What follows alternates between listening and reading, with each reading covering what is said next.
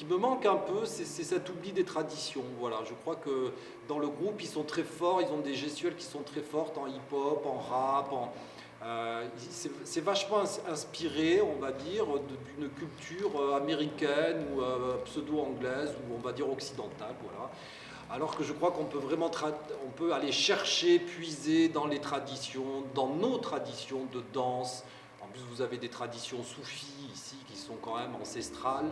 Et je trouve que ça mériterait d'avoir plus d'ouverture sur les traditions, quitte à les ramener vers une modernité après, avec le contemporain ou avec le hip-hop ou avec voilà.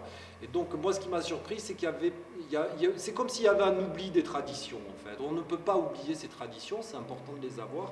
Et je crois que c'est à la jeunesse de refaire vivre les traditions. Voilà, la tradition de la danse, en plus, c'est quand même... Il ne faut pas oublier que la danse orientale vient de la danse d'Inde, c'est-à-dire que ce sont les gitans qui venaient d'Inde, qui dansaient, donc la danse indienne, elle est comme ça, tac, tac, tac, tac, tac, tac, tac.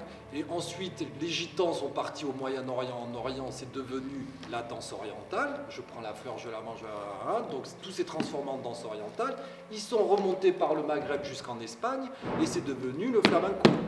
Mais tout ça vient de la même danse, c'est la danse indienne, vous voyez. Donc de la tradition, on peut avoir une transformation vers une modernité. Et ça, je crois que c'est pas assez présent, je trouve, chez eux, et je trouve que c'est dommage. On ne doit jamais oublier ces traditions, il faut continuer à les faire vivre quoi qu'il arrive.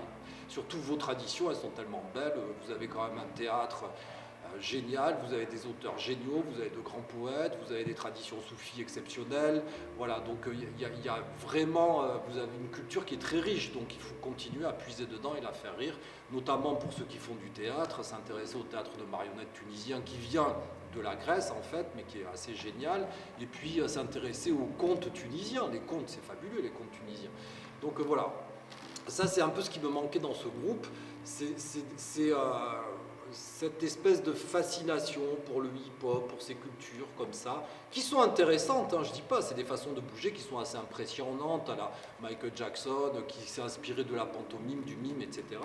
Le rap aussi d'ailleurs s'est inspiré du mime, hein, voilà, tout ça sort du mime finalement. Hein.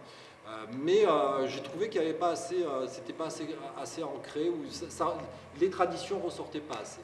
Les danses traditionnelles tunisiennes sont tellement belles, en plus, je trouve ça vraiment dommage, quoi. Voilà, c'est un peu con.